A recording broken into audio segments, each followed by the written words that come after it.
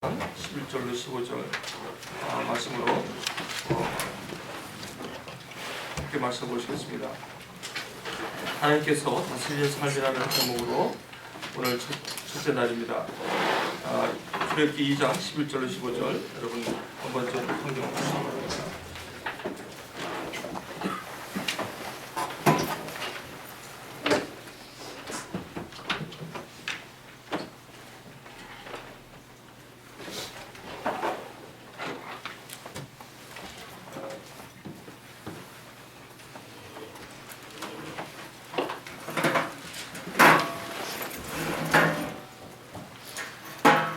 하고 교독하시겠습니다.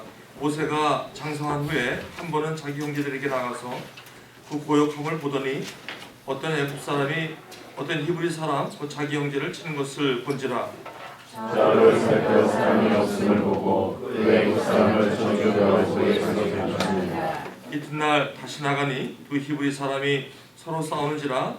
그 그런 자에게 이르되 내가 어찌하여 동포를 치느냐 하매 그가 누가 우리를 다스리는 자와 속한 사람이냐.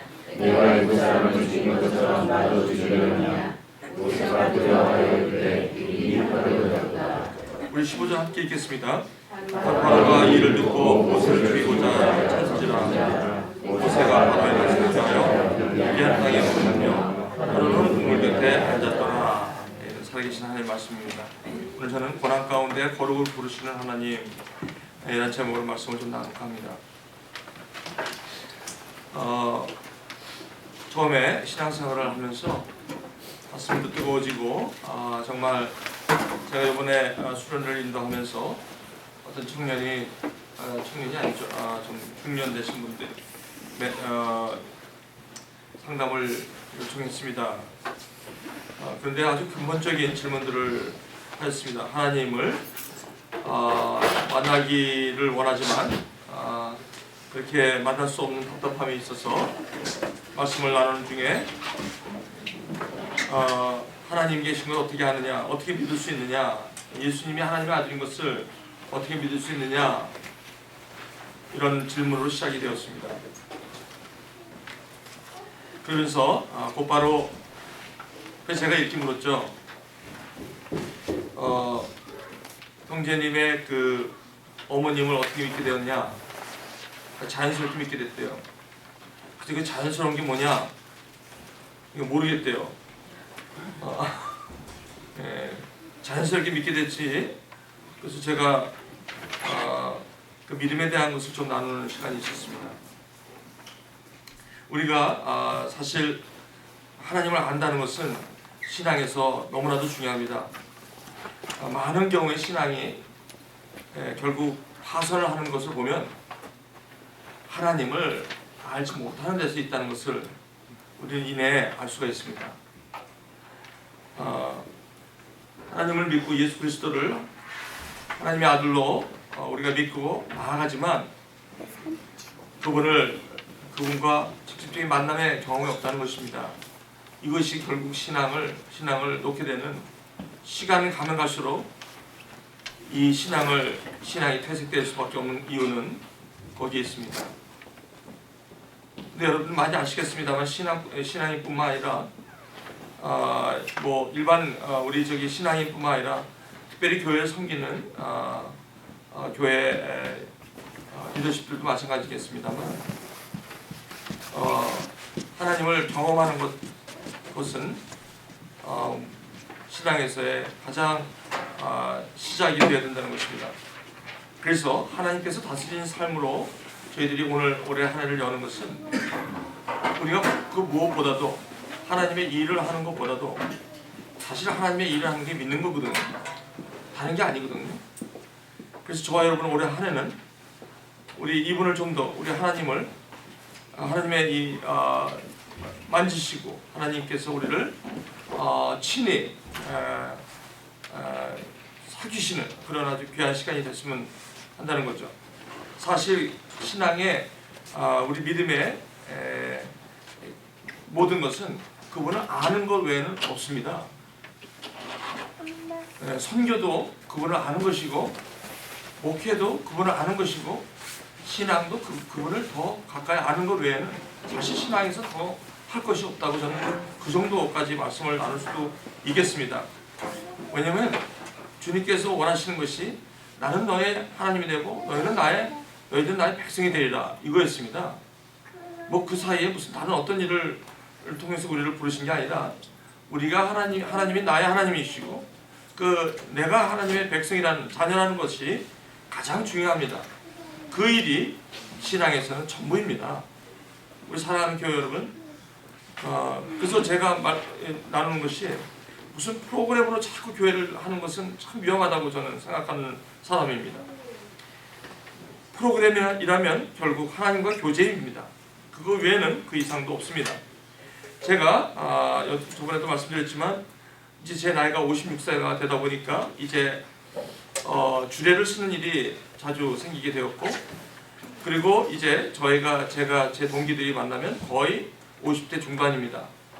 뭐 2살, 3살 차이 나지만 역시 50대가 되니까 나이도 평준화가 됩니다. 뭐 2살 많아야 적어야 다 옛날에는 빠른 8년 뭐 늦은 뭐 이러는데 전화에 이렇게 50세 이렇게 돼가면 그냥 그 10년 차이는 그냥 같이 먹고 들어가는 거예요. 5년 차이는 뭐 이렇게 빠르고 느리고 뭐 이런 거 안 따져요. 그래서 이렇게 제가 볼 때 한 5년 플러스 마이너스 5년 이렇게 만나게 되면 옛날에 그렇게 열심히 믿었던 분들이 제가 보면 거의 한 60-70%가 교회를 안 다닙니다. 충격입니다. 충격. 근데 그렇게 안 다녀도 되는지 그런 걸 제가 이렇게 봤을 때는 안 다녀도 삶이 그렇게 지장이 없는 것처럼 사시는 것을 볼 때 저에게 너무 충격이에요. 너무 충격입니다. 그리고 이제 연말이 되니까 새해 복 많이 받으라고 하는 이 내용도 아주 이상하게 써서 보내요. 옛날에는 그렇게 안 했거든. 하나님의 복을 받으라 뭐 이렇게 있었는데 이제는 그게 아니에요. 아주 뭐 어떻게 하면 잘 먹고 잘 살아라는 식으로만 그렇게 쓰는 것을 볼 수 있어요. 그게 뭐 여러분 그게 느낄 수가 있는 거죠. 벌써 10년밖에 안 되고 제가 포드를 다닐 때가 지금으로부터 뭐 10년 2005년에 나왔으니까 몇 년 됐어요? 10년 됐잖아요. 근데 우리 그때 같이 근무하던 분들이 지금 이렇게 보면요, 교회에서 만난 분들이 그런데 보세요, 많이 떨어져 있어요. 아예 믿음을 떠났어요. 어떻게 그럴 수가 있냐는 거예요. 상상이 안 가요. 그러다 보니까 그 가정이라든지 그 주위에 있었던 이런 모든 일어날 일들을 얘기하는데 열매가 없더라는 거예요. 우리가 이 신앙이 이게 하루가 다르다는 걸 제가 느낍니다. 여기 계신 분은 오늘 이렇게 새벽에 나와서 이렇게 열정이 있는가 하면 어느 때는 여러분 내년에 보면 여러분이 교회를 떠나 있는 분들도 있고 신앙을 떠나 있는 분들이 우후죽순입니다. 왜 그런가를 보니까 바로 모세가 하나님을 만나지 않고 자기의 민족들을 자기의 능력으로 자기의 힘으로 구원을 시킨다고 했을 때 이거는 10년은 못 갑니다. 1년은 못 갑니다. 이게 저는 신앙에서 교회도 마찬가지고 우리 개인의 삶도 마찬가지고 가정도 마찬가지입니다. 보십시오. 이 믿음이 시작했다가 믿음이 떨어지신 분들을 보면 소경이 소경을 구덩이로 끌고 가게 되어 있는 것입니다.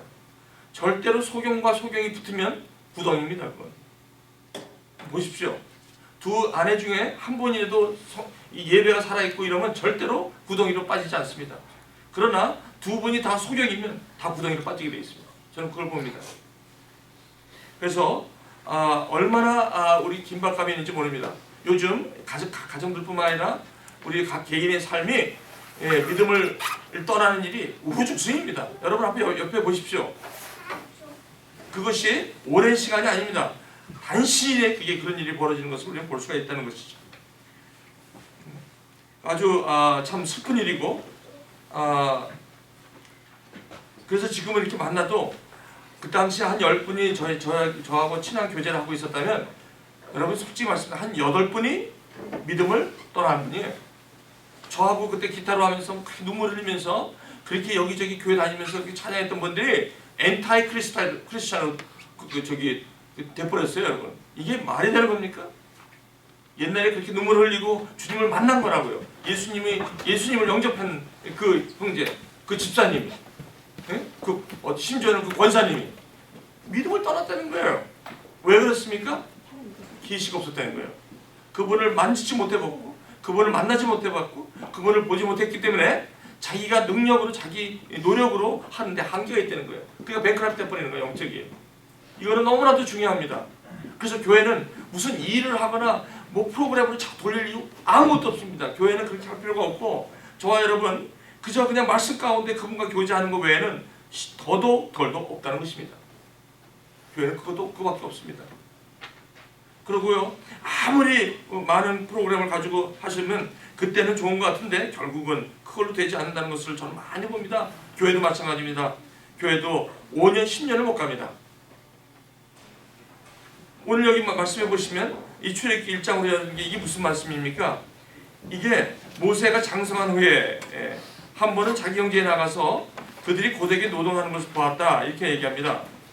이 모세가 애굽에 있었을 때 이야기죠. 이 애굽에는 무슨 특성이 있냐면, 이 애굽은 하나님과 관계가 없는 곳입니다. 하나님을 만나본 적이 없는 사람이 사는 곳이 애굽의 삶입니다.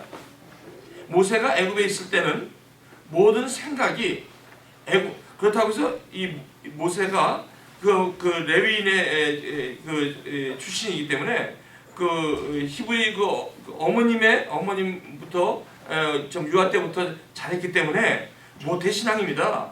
모세가. 하지만 이 모세는 결국은 이 민족을 향한 하나님께서 부르심에 이 광야가 반드시 필요했던 사람입니다. 왜 필요했냐면 애굽에서는 이분이 하나님을 경험하지 못하고서는, 하나님의 계시를 직접 만나지 못하고서는 어떤 일도 할 수 없었기 때문에 모세는 이내 미디안 광야로 초대되고 마는 것입니다. 그러므로 저는요, 저와 여러분에게 이 광야의 축복이라는 것은 바로 애굽에 하나님을 모르는 그 애굽에 어떻게 보면 그런 상태에서 이 광야로 하나님을 알게 되는 축복이 있다는 것이에요. 그래서 모세는 미디안 광야로 이 위기가 있었다는 거예요. 여기 보니까 어떤 위기입니까? 하루는 자기 민족이 노동하는 것을 보고 히브리 사람, 자기 형제 치는 것을 보게 되는 거예요. 내가 온전하고 괜찮고 이 정도면 잘 나가고 이제는 이 정도면 내가 모든 삶에서 괜찮다라고 할 때 갑작스럽게 예기치 않은 일이 터질 때가 있다는 것입니다. 마치 그런 일이 있어서는 안 될 것 같은 일들이 벌어진다는 것입니다. 이것은 굉장히 축복입니다. 이것을 보는 눈이 있으셔야 합니다. 보통 사람 같은 경우는 이 말씀 앞에 휘청거립니다. 이게 뭔가 내가 믿는 것에 문제가 있지 않느냐라고 생각할 수도 있고, 그리고 이런 일들이 생긴 것에 대해서 잠옷 혼동하고 충격을 받기 시작합니다. 거기서부터 흔들리기 시작합니다. 어쩌면 여러분 보시겠습니다만, 어쩌면 이런 일들이 지금 여러분 가운데 일어나는 여러 가지 어려운 일들이, 정말 생상치도 못하는 일들이, 그 일을 통해서 여러분들이 광야로 초대되는 중요한 축복의 시간인 것을 여러분 믿는다면, 여러분께서 하나님으로 말미암아 그분의 음성을 들으시고 아마 주께서 저와 여러분들을 그 광야로 인도하시는 초대라는, 그 축복으로의 초대라는 것이죠. 그래서 여기 고난 가운데 거룩으로 부르신 하나님 축복입니다. 우리 사랑하시는 우리 여러분, 제가 입 바른 소리 하는 게 아닙니다. 2016년도 특별히 새벽기도 해가지고 그냥 이 프로그램화 시키기 때문에 첫날 갔다 이런 식으로 해갖고 여러분에게 무슨 이렇게 프로그램, 그것이 아닙니다. 이것은 저의 신앙이요, 저와 여러분들이 이미 겪고 경험했던 바입니다. 오늘 이 말씀을 통해서 여러분들이 깨달으신다면 여러분이 그동안에 힘들었던 이 고난의 그 시간들은 정말로 축복일 것입니다. 근데 저번에 말씀드렸지만 그 사가랴가 벙어리가 5개월 됐다는 것은 축복의 벙어리 시간이었다는 것을 말씀드렸죠. 닫힌 문 같은 거고, 갑자기 말하다가 말 못하는 이 답답함이 올 때가 있다는 것입니다. 우리 인생에. 그렇죠? 그럴 때가 온다는 것입니다. 그것이 절대로 나쁜 것이 아닙니다. 하나님은 그렇게 답답하고 닫힌 문이 있는가 하면 그 닫힌 문 속에 가만히 보면 열린 문이 있다는 것입니다. 그 열린 문으로 하나님은 초대하고 있는데, 그 열린 문이 때로는 광야일 수가 있다는 사실입니다. 그것이 축복인 줄 아시고 가십시오. 그리고 그것을 이제는 더 이상 그것을 이 애굽에서의 그런 삶을 보는 게 아니라, 이제는 하나님께서 이 말씀 가운데 하나님께서 나를 부르신다는 그런 확신을 갖고 그 광야로 나아가실 준비를 하셔야 된다는 것입니다. 여기 한번 보십시오. 저도 그렇고 여기 성경에 보십시오. 광야를 거치지 않은 하나님의 축복 없습니다. 창세기부터 요한계시록까지 한번 다 뒤져보십시오. 심지어 예수님도 유대 광야를 초대받습니다. 왜요? 이것이 없이는 하나님의 백성으로 살아갈 수가 없기 때문에, 하나님의 백성으로 또 내가 하나님이 나의 하나님으로 살아갈 수 없기 때문에 광야라는 것이 반드시 필수 과목이요 축복의 장이라는 것입니다. 그러므로 여기 보십시오. 모세가 이런 일이 벌어지게 되는 거예요. 애굽에서 왕인데, 왕자인데 무슨 어려움이 있겠습니까? 정말 잘 나가는 때입니다. 이때 갑자기 왜 그날따라 그런 걸 눈에 보이게 됩니까? 아니 그 자기 형제가 그 저기 히브리 사람이 그 얻어 터지는 것을 왜 그날 보게 됐냐 말이에요. 그리고 왜 그날따라 그것이 뭐 한두 번 받겠습니까? 왜 그날따라 이 모세의 마음을 이렇게 건드린 거예요? 그 한 사건이, 아무것도 아닌 그 한 사건이 결국은 모세가 바로의 눈을 피하여 미디안 광야로 떨어지게 되는 아주 결정적인 하나의 모멘텀이 되는 것입니다. 우리 삶 속에 갑작스럽게 아무것도 아닌 자그마한 일 같은 것들이 저와 여러분의 삶을 뒤바꿔놓는 휘청거리는 일이 일어난다는 것입니다. 그것에 대한 저와 여러분들이 오늘 말씀을 통해서 다른 감각으로 그것을 보셔야 한다는 것입니다. 믿음의 눈을 열어 그것을 보셔야 된다는 것입니다. 저는 여러분에게 위로하는 것이 아닙니다. 우리는 이러한 위기를, 이유 없는 이러한 고난을 우리는 하나님의 부르심으로 보셔야 맞는다는 것입니다. 그것을 그렇게 보실 때 미디안 광야의 축복이 저와 여러분 가운데 있는 것입니다. 그래서 여기 보니까 모세가 이제 이런 위기 가운데 당합니다. 다윗도 마찬가지였습니다. 다윗이 모든 게 다 잘 나갔을 때요. 그때 사울 왕에게 은총을 받을 때고, 가는 곳마다 자기가 음악을 해도 귀신이 나가고, 그리고 블레셋하고 싸워도 이기고, 하나님의 축복이 뭐 엄청나게 왔을 때, 잘 나갔을 때는 얼마나 좋습니까? 그런데 오히려 그 잘 나가는 그 상황에 사울에게 눈총을 받는 이유는 무엇입니까? 그것 때문에 광야로 옮겨 다니면서 10여 년의 광야 생활을 하는 것을 우리는 사무엘 상부터 우리는 다윗의 삶을 통해서 볼 수 있지 않습니까?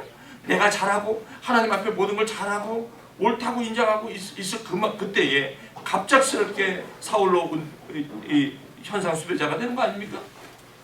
개인적인 어떤 자그마한 감정이입으로 시작한 것 같은데 그것이 한나라의 현상 수배자가 몰리고 마는 거예요. 그리고 10년 동안 아무 이유 없이 도망가겠다는 도망 신세가 되는 것입니다. 한번 보십시오. 얼마나 답답했겠습니까? 그러나 하나님께서는 이 다윗을 이스라엘의 목자장으로 세우기 위한, 아브라함과 예수 그리스도 사이에 정말 그리스도 이 다윗의 혈통에서 나야 하는 이 메시아의 그 하나님의 철저한 그 약속의 성취를 위하여 이 다윗이라는 한 인물을 하나님께서 그렇게 사용하시고 훈련시키고 빚으시는 그 신실하심에 이 다윗은 이 10여 년의 광야 생활을 가는 것입니다. 우리 사랑하는 교회 여러분, 지금 여러분 가운데 내가 지금 아무 이유 없이 아주 정말 심지어 세상 말로 말하면 재수 없이 재수 없다는 말, 정말 나는 운이 되게 없어서 이렇게 지금 이런 고생을 하고 있다고 생각하시는 분이 혹시 여기 계십니까? 그렇게 보시면 안 됩니다. 하나님께서 저와 여러분들을 진정한 축복으로 인도하기 위하여 이러한 고난과 어려움을 나에게 허락하셨다고 생각하신다면 이것은 여러분의 분명한 광야의 축복으로 여러분들이 그것을 누릴 수가 있다는 것입니다. 제가 그랬고요. 여러분 믿으시기 바랍니다. 오늘 이 말씀은 그렇게 엽니다. 그래서 이 위기는 모세를 곧바로 미디안 광야로 몰아갑니다. 그 미디안 광야라는 곳은 아무것도 없는 곳입니다. 정말 쓸쓸한 곳이고 정말 외로운 곳이고 내가 이렇게 죽고 마는가 할 정도로 정말 잃어버린 하나의 인생이 그냥 버려진 것 같은 인생, 그 인생이 있습니다. 여러분 특히 학생들은, 공부하는 학생들은 내가 이렇게 공부를 해도 남들은 빨리빨리 끝나는데 나는 늦게 끝난다는 이렇게 할 수도 있고, 또 이 맨 처음에는 연구가 잘 나가다가 어떨 때는 그냥 꽉 막혀갖고 진전이 하나도 없고 내가 이렇게 하다 졸업이나 할지, 내가 이렇게 하다가 이거 뭐 별 생각이 달 때가 있고, 또 어떤 또 이성과의 교제도 뭘 처음에 잘 나가다 나중에는 뭐 좀 정체된 것 같은 느낌이 될 때도 있고, 부부도 마찬가지입니다. 처음에는 그렇게 좋게 못 살다가 나중에는 막 그냥 나중에는 갈등이 생기고 이런 그 우리의 모든 그 관계에서 일어나는 일들이 이러한 위기가 반드시 온다는 것입니다. 이 위기를 축복의 눈으로 여러분이 바라보시고 하나님께서 나를 이것을 통해서 나를 다시 빚어가신다고 생각하신다면 100% 맞다는 것입니다. 왜냐하면 저와 여러분이 만난 하나님은 신실하신 하나님이요, 그분은 절대로 우리를 실족해 하시는 분이 아니라는 것을 말씀을 통해 우리가 보기 때문에 내가 만난 그분은 반드시 인도하신다는 것입니다. 신실하게 인도하시는 것입니다.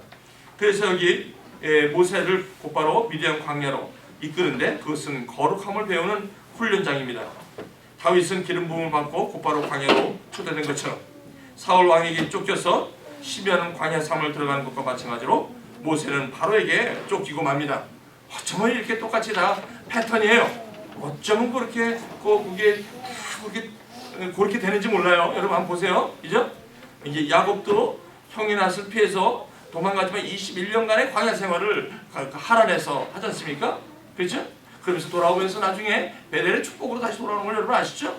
여러분 그 하나님 앞에 고난과 어려움이 있을 때 내가 만나는 하나님, 그 하나님은 계시의 하나님, 나를 가시떨기 나무에서 내가 만나는 그 하나님의 음성이라는 것입니다. 우리 살아가신 여러분, 혹시나 지금까지 신앙을 하시면서 내가 아직 그분을 만나는 어떤 그런 절대적인 어떤 그런 홀리 모먼트 그분이 없었다면 여러분 올 한 해가 여러분에게 그러한 삶이 될 수 있기를 축원드립니다. 그래서 그분을 꼭 말씀 가운데 그리고 만나시기를 바랍니다. 여기에 이제 그 40년 광야 생활을 이제 시작을 하는데 특별히 신명기 8장 2절에서 3절을 보시면 왜 이스라엘 백성들을 40년 광야 생활을 살게 했을까? 왜 모세를 40년 했을까? 여러분 보세요. 모세와 이스라엘은 하나님이 부르신 백성이에요. 이 백성들을 왜 40년씩 전부 다 모세도 40년, 이스라엘 백성도 40년. 그러니까 모세는 80년, 이스라엘 백성들은 40년씩 왜 그렇게 하셨는가 보니까 신명기 8장 2절에서 3절 한번 여러분 찾아보시기 바랍니다. 우리 신명기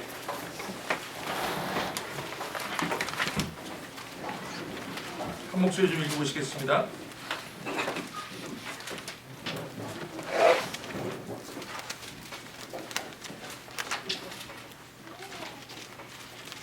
애굽에서 고기 가마 옆에서 먹던 그 고기 국물에 그 콩나물 잘 밥을 먹던 거 이제 그걸로 먹지 못한답니다. 왜냐면 그걸로 익숙해 있는 사람이었는데, 그죠? 저와 여러분, 그죠?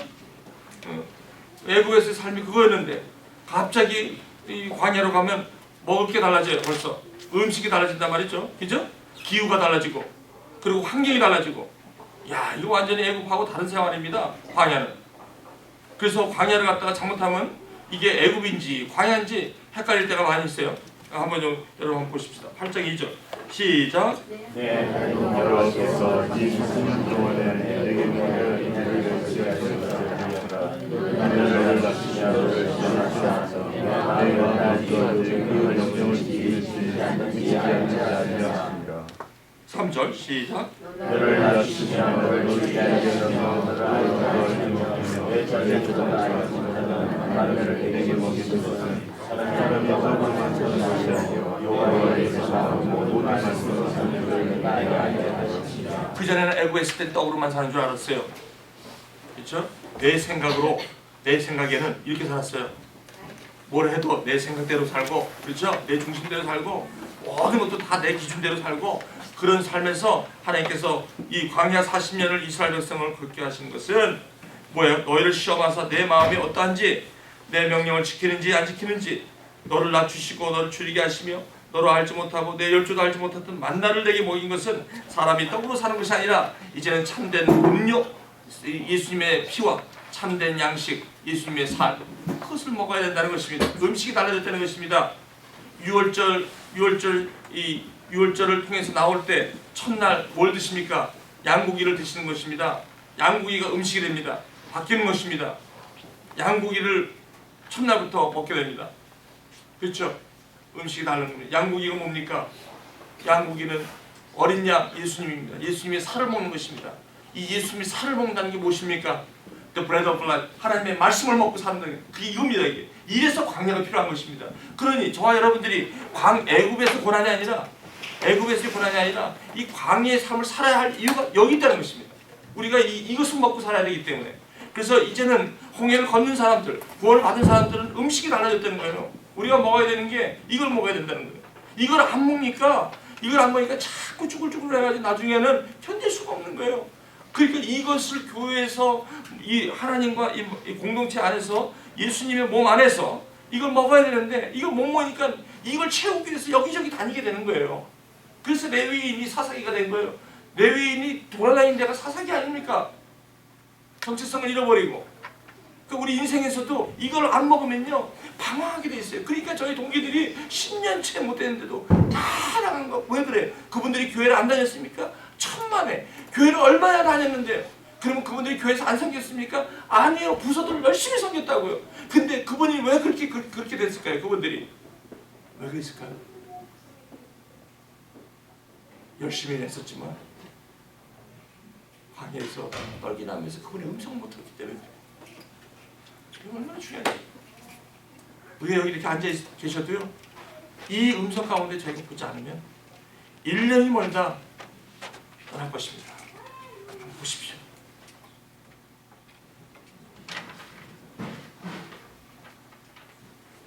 그래서 교회는 다른 거 아무것도 할 거 없다고 저는 확신하는 사람입니다. 우리 교회에 무슨 뭐 여러 가지 프로그램 많지 않습니까? 뭐 교회가 어떻게 하면 성장한다는 그 프로그램이 얼마나 많이 발전되어 있고 얼마나 많이 교회들이 그걸 하는 줄 아십니까?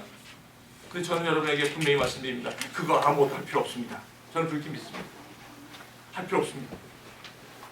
딱 할 거 있다면 그죠? 말씀하고 예배드리면서 그 매일 성경 갖고 계시면서 그걸로 나누는 거 그거면 충분합니다. 충분해. 그리고 여러분이 말씀을 배우는 거 이거보다도 더 중요한 건 없습니다. 그것만 하시면 됩니다. 사실 뭐 우리 부서가 이렇게 많이 있어서 그걸 일을 하신다고 하지만 그건 주일날 예배하기 위해서 좀 예배를 돕는 정도지 그것 때문에 큰 일이거나 막 그러지 않습니다. 우리는요 일을 하는데 익숙했기 때문에 일을 함으로 잡고 그리고 일을 하게 되면 이게 하나님은 우리는 관계입니다. 나는 너의 하나님이 되고 너희는 나의 백성이 되리라. 내가 너희 안에 너희가 내 안에 그리고 나는 네 안에서 하나님의 일을 할 것이요 내가 가야만 너에게 유익이 있는 것은 내가 너 안으로 들어가기를 원한다. 이게 굉장히 인티머스. 이게 전부인데 우리 교회는 자꾸 일을 하면서 이 미케니컬하게 만드는 거예요. 전부 다 인격적인 관계를 기계적인 관계로 다 바꿔버리는 게 프로그램이에요. 참 위험합니다 이거. 하나님을 아는 것이 가장 고상함이니라. 다니엘서 11장 32절 내 하나님의 백성은 하나님을 아는 것이 용맹스럽다고 얘기합니다. 우리 다니엘서 11장 32절 여러분 한번 제가 읽겠습니다.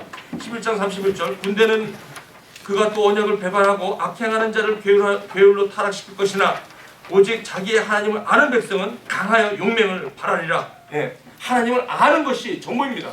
하나님을 아는 것이 믿는 일이고 하나님을 아는 것이 영생의 복인 것입니다. 믿음의 시작이요 처음 마지막입니다. 이게 전부 신앙입니다. 신앙의 전체는 이것뿐이 없습니다. 하나님을 아는 것 외에는 없습니다. 우리 가정도 마찬가지입니다. 가정이 하나님 앞에 서기 위해서는 이 하나님을 아는 일에 하나가 되지 않으면 가정도 지금 여러분 보세요. 가정들이 얼마나 힘든지 아십니까? 저희가 지금 31년째 살고 있잖아요. 저희 집이라고 그동안 뭐 재밌게 잘 오손도손 살았을 것 같습니까? 위기가 얼마나 많았겠습니까? 저희도 싸움도 얼마나 많이 했겠습니까? 여러분이 몰라서 그렇지. 31년 됐다고 해서 안정할 것 같습니까? 아닙니다. 기적입니다. 기적. 31년 동안 살았다니까. 이건 정말 기적이에요. 은혜죠. 은혜. 그 가운데 한 가지 느낄 수 있는 것은 이 말씀이 없으면 부부생활 오래가지 못해요. 모든 관계가 하나님 말씀의 중심이 안 됐으면 전부 다 기계적으로 됐기 때문에 다 불화가 다 어려워요. 관계. 여러분 보세요. 그렇잖아요. 우리 살아봤잖아. 하나님이 다스리도록 하는 삶이 교회가 교회되게 하고 우리 가정이 가정되게 하고 제가 나 되게 하는 아주 중요한 것입니다. 하나님이 내 안에 사시도록 나의 주관자가 되시고 나를 인도하시는 그분과의 아름다운 사귐을 통해서만이 모든 것을 영원한 생명으로 우리를 충만케 하신다는 결론입니다. 그러므로 여러분 자녀들을 위해서 기도해 주시기를 원하신다면 하나님을 아는 지식으로 그 자녀가 성장할 수 있도록 기도해 주시기를 다시 한번 부탁을 드립니다. 그리고 저와 여러분 우리 특별히 저도 마찬가지죠. 제가 목회를 한다고 해서 무슨 다른 어떤 것보다 하나님의 말씀에 더 깊이 들어가서 그분과 깊은 교제를 하는 것 이외에 다른 거 할 게 없습니다. 사실 제가 이번에 카톡을 나왔지 않습니까? 제가 아주 2016년도에 제가 그거를 기도하면서 그렇지 않아도 그것 때문에 제가 이거 이제 2016년도 이건 아니다. 이게 미케니컬한 것 같아. 저도 모르게 자꾸 거기에 빠져들어가고 그래서 빠져들어가는 게 아니라 막 거기에 빠져들어간다는 건 뭐냐면 거기에 제가 컨트롤 당하는 것 같은 느낌들. 그래갖고 이제 제가 기도하고 있었는데 어떤 한 분을 만났는데 그분의 입에서 저한테 그런 얘기가 나온 거예요. 제가 confirm. 그죠? 곧바로 그냥 put into practice. I'm done. 딱. 그게 지금 얼마나 조용한지 몰라요. 근데 이 일이 안 됩니까? 안 해요. 마찬가지. 하나님과의 교제가 더 들어가야 돼요. 우리를 막는 여러 가지 이 많은 요소들이 있습니다. 하나님과의 교제를 방해하는 모든 것들이 얼마나 많은지 모릅니다. 사실 이 미디어가 참 이게 우리를 그렇게 방해할 때가 있어요. 여러분들 하세요, 여러분들. 나는 방 카톡창 하시고 또 이렇게 여러분 하세요, 여러분. 저는 아니라는 거예요. 저는 더 주님과 더 깊은 교제를 하고 여러분을 위해서 그 시간에 기도 한 번 더 하는 게 더 낫지. 그거 몰래 이렇게 계속해서 여러분하고 이거 되지도 않아. 그리고 그게 아주 그게 미케니컬하기 때문에 인격적인 것에서 문제를 만들고 거기에 계속해서 오해를 만들게 되고 큰일 나는 거예요, 이거. 그리고 제가 저를 하나 좀 잡아놓으면은 좀 영향이 가잖아요, 그죠? 저 하나만 딱 잡아놓으면 집안에서 아빠만 한번 잡아놓으면 집안이 그냥 막 쑥대밭이 되잖아요. 아빠 얼굴만 한번 휙 하면 그냥 집안이 다 분위기가 확 바뀌잖아요. 그거 마찬가지예요. 여러분의 삶 속에서도 그런 거 마찬가지예요. 그렇다고 여러분 카톡하지 말라는 얘기는 절대 아닙니다. 하십시오. 인조. 저만 안 하겠다는 거죠. 여러분들도 오늘 그걸 보시면서 그게 바쁘긴 바쁜데 관계는 자꾸 형식되는 거예요. 부부간의 관계도 그렇고. 그래서 여기에 교훈을 이제 좀 보시기 바랍니다. 하나님께서는 우리 함께 읽겠습니다. 여러분 여기 카페. 자, 우리 교훈 중간에 한번 읽어보십시다. 시작. 하나님께서는 죄 가운데서 고통과 모욕으로 수고하고 무거워지면서 살아가는 이스라엘 백성들의 고통 소리를 들으십니다. 그리고 그들을 사랑하셨습니다. 그들을 고역에서 불러내시기 위하여 모세를 거룩하게 준비시킵니다. 하나님의 백성으로 삼으시기 위한 조건은 거룩입니다. 구별되어야 하기 때문이죠. 그렇기에 이스라엘 백성에게는 새로운 여정이었습니다. 이 거룩으로의 주대는 광야 시간을 거쳐야 하는 조건이 있습니다. 이 거룩은 세상 방식으로부터 자유이며 구별을 위하여 때론 삶의 익숙함과 안락함에서 떠나야 하기에 광야의 삶으로 인도하십니다. 모세와 이스라엘 백성들 모두가 광야로 나아가라고 하십니다. 그리고 거룩한 삶은 희생제사를 드리는 것이라고 합니다. 다시 말하면 하나님을 섬기는 일이라고 합니다. 오직 너희를 부르신 거룩한 이처럼 너희도 모든 행실에 거룩한 자가 되라. 기록되었을 때 내가 거룩하니 너희도 거룩할지어다 하시느니라. 거룩해야 된다는 겁니다. 이거 아니면 너랑 나랑 관계가 이루어질 수 없기 때문에 광야는 너랑 나랑 만나는 곳이기 때문에 굳이 사흘쯤 광야로 가서 희생제사를 지내는 이유가 바로 거룩의 문제였기 때문에 그렇습니다. 하나님을 만나려면 이 애굽에서는 못 만난다는 것입니다. 사흘을 반드시 가야만 되는 것이고 거기서 만나시는 하나님이 거룩하니 너도 거룩하는 것입니다. 거룩은 다른 게 아니라 광야를 얘기합니다. 거룩은 애굽으로부터 구별된 것을 얘기합니다. 그것이 거룩한 광야라는 것이죠. 거기서만이 하나님을 더 가깝게 만날 수가 있다는 것입니다. 그러므로 저와 여러분 애굽에서 하나님을 모르면서 오던 수고하고 무거운 짐에서 이제는 다른 광야에 어떻게 보면 외로움이지만 어떻게 보면 거기에 좀 정말 이해되지 않는 그런 부분이 있지만 그곳에 하나님이 더 잘 보이는 때고 그곳에 더 하나님을 더 의지할 때가 바로 광야라는 것입니다. 광야는 하나님의 계시가 있고 하나님으로 충만한 곳이 광야라는 것입니다. 그러므로 여러분 혹시나 지금 여러분 삶 속에 이해하지 못하는 그런 어려움이 있거나 그러면서도 그 안에 하나님의 충만함이 여러분 가운데 나타나신다면 광야입니다. 그 광야에서는 여러분 그냥 하나님과 교제하시는 걸로 충분합니다. 거기서 무엇을 빠져나오려고 하실 것도 아니고 그것을 충분히 누리십시오. 그 안에서 하나님과 교제를 누리십시오. 그리고 하나님의 때에 그곳에서 졸업할 수 있는 그때는 새로운 사명의 길로 저와 여러분들을 보내신다는 것입니다. 모세를 다시 애굽으로 보내요. 그 귀한 빛에 들어가게 하시니 덕을 선전하는 사명으로 여러분의 삶을 시작한다는 것입니다. 믿으십니까? 그러므로 혹시 여러분 답답한 이러한 삶, 지금 모든 관계에서도 답답하고 막혀있고 모든 게 답답하다, 이것은 여러분의 귀한 축복의 족대입니다. 저도 8년간 눈물의 시간이 있었습니다. 정말 눈물의 시간이 있었습니다. 그럴 때는 제가 어떻게 하려고 하지 않았습니다. 우리 아내는 자꾸 뭘 해보라고 그러는데 저는 아무리 봐도 이것은 하나님의 충만함이 분명히 보이는데 상황은 답답하다는 거예요. 그러실 때는 어떻게 가만히 있는 거예요. 저는 가만히 있었습니다. 정말 가만히 있었습니다. 뭘 제가 하려고 하지 않았습니다. 그때 뭘 하려고 했으면 더 일을 그르쳤을 거예요. 그런데 가만히 있었습니다. 다만 제가 한 거는 그분의 교제와 그분 앞에 거룩함만 쫓았습니다. 내가 주님 앞에서 거짓된 것은 없는가, 이것만 점검했습니다. 제가 가는 길이 정말 하나님 보시기에 합당한가만 결정을 제가 분별한 것이지, 다른 걸 그 상황을 제가 바꾸려고 제가 로비를 한다거나 그분을 찾아가서 이렇게 해본 적이 없습니다. 결국 하나님의 때가 되니까 하나님의 방법으로 하시는 것을 제가 보면서 야, 정말 기가 막히다. 우리 여기 어떤 상황으로 오신지 모르지만 그 상황이 어떤 분에 따라서는 1년, 어떤 분은 7년, 어떤 분은 10년, 어떤 분은 5년이 될 수도 있어요. 하지만 하나님께서 이제 낙심하지 마라. 때가 되면 하나님께서 이루신다는 말씀을 기억하시고 이 광야를 잘, 여러분 이 광야의 초대 여러분 임하시기를 주님의 이름으로 축원드립니다. 이 거룩함이 없으면 하나님은 우리 안에 거하시지 않으시기 때문에 나의 하나님이 되시기 위해서는, 그리고 나는 그분의 백성이 되기 위해서는 구별된 백성이 되어야 하기에 하나님과 함께 사는 거룩함을 훈련하셔야 된다는 것입니다. 그 훈련하기 위함이 바로 광야라는 것입니다. 그렇다면 광야와 애굽을 어떻게 구별할 수 있겠습니까? 애굽은 고역과 고통과 그리고 수고하고 무거운 짐만 있습니다. 그러나 광야는 계시가 있습니다. 하나님이 함께 하시는 증거가 있습니다. 광야는 하나님으로 사는 법을 배우기에 하나님의 임재가 있고, 애굽에서 만나지 못했던 친구들을 만나게 되고, 거기서 먹어보지 못했던 음식을 먹게 되고, 애굽에서 제가 만나지 못했던 그런 여러 가지 관계들이 광야에서 열리는 것을 볼 수가 있다는 것입니다. 광야에서의 거룩함의 훈련은 반드시 하나님의 말씀으로 계시하신다는 것입니다. 그러므로 광야의 훈련을 완성하는 일은 하나님의 말씀의 분별로 거룩의 조건을 완성하게 된다는 것입니다. 예수님께서도 유대 광야에서 성령으로 이끌려 시험을 받으실 때 말씀으로 모든 유혹을 이기시는 모습을 봅니다. 다윗도 10여 년의 광야 생활을 통해 사울 왕에 대한 분노보단 원망보단 하나님으로 더욱 세워지는 것을 우리 사무엘상 하에서 볼 수 있죠.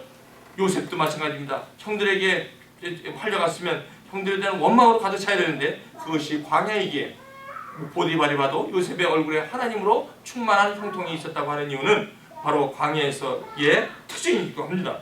야곱도 외삼촌에서 21년을 있지만 그곳에서 하나님이 인도하시는 축복을 우리가 볼 수 있지 않습니까? 적용. 사랑하시는 교회 여러분, 애굽에서 이제 모세를 따라 나오십시오. 현재 애굽에 계신 분 계십니까? 아직 나는 주님을 만나본 적이 없다. 아직 나는 그분을 만져본 적이 없다. 나는 아직 이 새로 태어난 적이 없다. 이런 분들이 있으시면 예수 그리스도의 유월절 어린 양의 그 피와 그 어린 양의 살을, 그 고기를 드시고 마지막 유월절 그 재앙을 통해서 이루는 하나님의 처음 난 것을 죽이는 그 하나님의 그 재앙이 축복이었어요. 그렇죠? 그 마지막 재앙이 우리 믿는 자에겐 축복이었던 것을 여러분 기억하시기 바랍니다. 나오시기 바랍니다. 따라 나오십시오. 더 이상 거기에서 있지 마십시오. 믿음으로 나오시기 바랍니다. 그리고 어디로 가십니까? 그 광야로 초대 거룩의 초대로 나아가십시오. 그곳은 하나님을 알 수도 함께 할 수도 없는 곳이 애굽입니다. 광야로 들어가십시오. 그곳에는 익숙한 곳은 아니지만 하나님을 가까이 만나시는 장소와 시간이기 때문에 그렇습니다. 그곳에서 하나님을 경험하시게 되면 하나님의 백성으로 더욱 준비되어 가고 있기 때문입니다. 광야라는 시간을 하나님의 백성으로 거룩하게 구별되는 축복의 시간으로 바라보시기를 다시 한번 축원드립니다. 곧 광야 후에 다가오는 사명을 통해 축복이 흘러가는 왕같은 거룩한 제사장, 하나님의 성령 안에서 신령한 하나님의 사람으로 그 하나님께서 거하실 처소로 여러분들이 준비되어져 간다는 것입니다. 이것은 하나님의 신령한 저와 여러분을 향한 약속이요 신실한 하나님의 은혜입니다. 오늘 저는 말씀을 오늘 첫날 이렇게 맺겠습니다. 우리 사랑하시는 여러분, 오늘 특별히 이 삶을 살아가시다가 요즘처럼 내가 인생에 요즘같이 이렇게 답답한 적이 없다. 요즘같이 이렇게 힘든 적이 없다. 아니면 이런 생활을 해본 적이 없는데 내가 왜 여기 와서 이럴까? 이런 사람들. 그리고 특별히 관계도 마찬가지. 관계도 옛날에 이렇게 살지 않았는데 여기 보니까 한국에서는 다 떨어져서 막 그냥 주말 부부로 사는 사람이 엄청 많아요. 요즘은 주말로 돈벌이 안 하면 힘든가 봐, 한국은. 그러니까 막 주말에만 만나다가 여기 오니까 뭐예요? 공부하니까 한때 모여 살 거 아니야. 그러니까 온갖 없었던 일들이 막 생기는 거예요. 그렇죠? 이것을 우리는 나쁘게 본다고. 왜 여기까지 와서 우리는 이렇게 싸워야 되나? 아닙니다. 여기라는 광야라는 곳에 하나님이 오셨으면 이제 여기서 누려야 되고 우리가 거룩히 구별돼야 하는 일이 있기에 이곳에 온 거라고 여러분 다 보셔야지 이게 맞는다는 것입니다. 오늘 여기 오신 분 중에서 특별히 관계에서 나는 이런 적이 없었다. 지금까지 이런 걸 기대한 적이 없었다. 근데 나는 이 기대와는 달리 지금은 아주 답답하고 아주 그냥 힘든 상황이다. 그런데도 이상하게 말씀을 더 찾게 되고 하나님의 말씀에 더 갈급한 삶을 살고 있다. 이겁니다. 거룩의 초대입니다. 뭐 말할 것도 없습니다, 여러분. 그 잘못하게 보시면 절대 안 됩니다. 이 시간을 누리시고 이 축복의 시간을 하나님 앞에 나아가실 때 하나님께서 저와 여러분에게 구체적인 앞으로의 저희들의 삶을 우리에게 허락하신다는 사실 믿으십니까?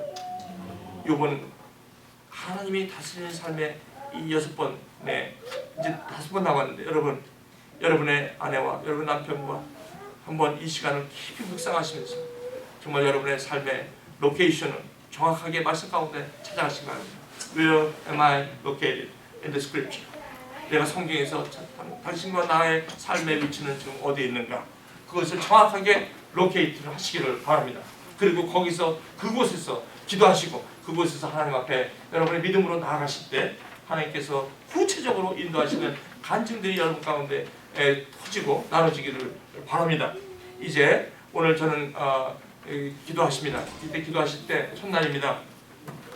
오늘 이 말씀을 받으시고 이제는 내가 살아왔던 지난 좀 여러 해 동안에 하나님과의 교제를 다시 한번 생각하시기 바랍니다. 하나님께서는 저와 여러분들을 구원을 주신 것은 여러분과 사귀기 위함입니다. 전부입니다. 그래서 사흘쯤 광야로 가라고 한 이유가 그겁니다. 거룩의 초대는 그겁니다. 다른 게 아닙니다. 그 하나님과의 예수 그리스도 안에서 사귐은 여러분의 남편과 아내의 사귐을 온전케 하실 것이고 여러분의 관계가 자녀와 여러분의 관계도 온전케 하실 것이며 여러분의 부모와 여러분의 관계도 온전케 하실 것이며 여러분의 이웃과 여러분의 학교와 여러분의 직장의 모든 관계를 온전케 하십니다. 시작은 어디입니까? 여기입니다. 여기가 뚫려야 됩니다. 여기가 막히면 여기가 매듭이 풀리지 않으면 다 막혀서 혈액이 다 막혀갖고 관계에 캔서가 생기기 시작합니다. 이건 안 됩니다.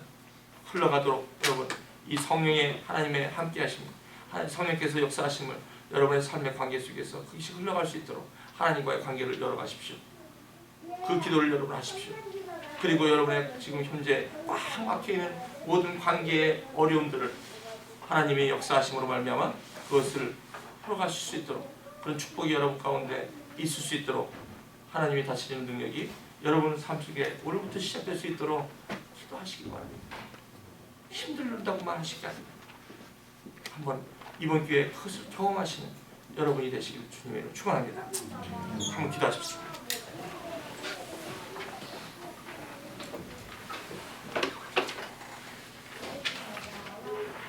이유 없이 광야는 이유 없이 어려움입니다. 지금까지 편안하게 왔는데 갑작스럽게 일어난 일입니다. 엉뚱한 일 같습니다. 이런 일이 시작도 끝도 없어 보일 때가 있습니다. 생뚱맞게 갑작스럽게 일어난 일 같습니다. 이런 일이 일어날 수가 없습니다. 여러분 관계도 마찬가지입니다. 갑자기 잘 지냈다가 어떤 사람이 갑자기 획 돌아가지고 이유 없이 저를 확 그냥 외면하는 그런 사람 관계가 있는 그런 것도 있어요. 여러분 보세요. 오늘은 이상하게 연구소 가니까 그렇게 어제까지만 해도 그렇게 좋아했던 얼굴로 반색거리면서 저한테 그렇게 다가왔던 어드바이저가 갑자기 오늘은 가니까 얼굴도 안 쳐다보고 저 양반이 왜 그러나? 여러분 솔직히 저만 그렇습니까? 여러분 그렇습니까? 그 관계가 영원한 거 보셨습니까? 그래서 그냥 걱정이 돼요. 하루 종일 일이 안 잡히고 손이 안 잡히고 저 양반이 왜 저러나? 가서 그렇다고 해서 당신 왜 그러냐고 물어볼 수도 없고 그죠? 아니 무슨 일이 일어나는데 그 이유는 알지 못하고 답답하고, 그렇죠? 그것이 여러분의 어드바이저뿐만 아니라 여러분의 남녀 관계도 그렇고, 여러분의 부인과 아내, 남편과 아내 관계도 그렇고, 모든 관계가 그렇다는 것입니다. 그냥 두려워하지 마십시오. 하나님께서 그것을 통해서 여러분과 저를 부르시는 것입니다. 오늘 이 시간 기도하십시다. 이제 하나님이 다스리는 삶으로, 그리고 거룩의 초대로 이제 나아갑니다. 이제 두려워하지 않겠습니다. 그렇게 어려움이 있더라도 이제는 그것이, 이제는 상황의 어려움, 그 고생의 어떤 문제의 어려움이 아니라 그것을 통해서 나를 바라보시고 오늘도 나의 주인이 되어주시고 나를 오늘도 주님의 참 백성으로 삼으시기 위한 그 하나님의 초대 앞에 내가 훈련되어지고, 이제는 그것으로 나의 삶이 다시 한번 광야의 삶으로, 또 하나님 가나안에 주신 그 축복의 삶으로 인도하시는 것을 믿고 이제 기도합시다. 여러분 혹시 관계 가운데 어려운 분이 계십니까? 그 관계의 어려움은 하나님과의 관계가 풀려야 합니다. 하나님이 다스림을 여러분들이 경험하실 때에 바로 여러분의 추에 있는 아내와 회복이 되는 것입니다. 여러분이 예배가 회복돼야만 남편과 아내 그 관계가 회복되는 것입니다. 예배가 예배로만 끝나는 것이 아닙니다. 하나님과의 관계가 풀렸을 때, 하늘과 땅에 그것이 연결되었을 때, 매듭이 풀렸을 때 여러분 주위에 있는 사람들이 풀리는 것입니다. 문제로 풀려고 하면 더 꼬입니다. 해결책은 그게 아닙니다. 그게 아닙니다. 주님께서 여러분을 초대하십니다. 다시 한번 여러분, 제가 여러분에게 간절히 부탁드립니다. 오늘 이 말씀을 사가십시오. 이 포도주와 젖을 사가십시오. 여러분의 포로된 여러분의 삶 관계 속에서 여러분은 자유함을 얻을 것입니다. 그리고 여러분의 슬픔이 희락으로 변할 것입니다. 그리고 하나님의 기름 부으심이 여러분의 삶 속에 흘러갈 때 아론의 기슬에 흘러가는 이슬이 여러분의 형제자매 그렇게 주 안에서 함께 연합하는 것이 어찌 그렇게 아름다운고, 그 아론의 기슬에 이 기슬에서 흘러내리는 그 이슬이 바로 저와 여러분 연합하여 통과함이 어찌 그리 아름다운고, 바로 아론의 기슬, 제사장의 그 기슬에서 흐르는 그 하나님의 기름 부으심이 있을 때 여러분이 연합하여 통과함이 어찌 그리 아름다운지 모른다는 것입니다. 여러분 믿으십니까? 그겁니다. 문제가 그겁니다. 힘들어하지 마십시오. 그것만 해결하십시오. 하나님의 약속입니다. 그거에 온 여러분의 기도가 그 기도를 드릴 수 있기를 축원드립니다. 이 시간 여러분 이제 기도하십니다. 기도하실 때 여러분 모든 지금 경직되어 있는 여러분의 관계들, 또 여러분의 문제들, 여러분의 모든 삶의 그런 것들을 하나님과 먼저 해결하십시오. 하나님과의 관계를 먼저 돈독히 하시고 그분의 거룩함에 여러분 이제 선뜻 나시기를 바랍니다. 그런 기도를 주님 앞에 드리기를 원합니다. 오늘 이 시간 첫날 이 시간 기도하실 때 하나님, 내가 주님과의 사귐에 더욱 아버지 하나님 거룩함으로 나아가기 원합니다. 그동안 아버지 하나님 내 신앙이 정말 주님의 계시와 주님을 만지고 주님을 보고 주님을 듣는 일에 너무나 소홀히 했습니다. 예배를 잃어버렸습니다. 예배가 너무 드라이해졌습니다. 이제는 감격이 없어졌습니다. 이제는 예수님을 어떻게 만난지도 오래되었습니다. 그래서 이제는 그분을 너무 멀리했습니다. 이제는 다시 회복하기 원합니다. 주님, 내 안에 계신 주님, 나와 교제하기를 원합니다. 진정한 사귐으로 가기를 원합니다. 주님, 나와 함께하여 주십시오. 우리 한번 이 시간 간절히 기도하십시다. 같이 기도하실게요. 살아계신 아버지 하나님 기도합니다. 아버지 하나님, 그동안 아픔이 많았습니다. 아버지 하나님, 내 주위에 있는 사람과 아픔이 있었고, 아버지 하나님, 나의 부모님과 아픔이 있었고, 나의 자녀와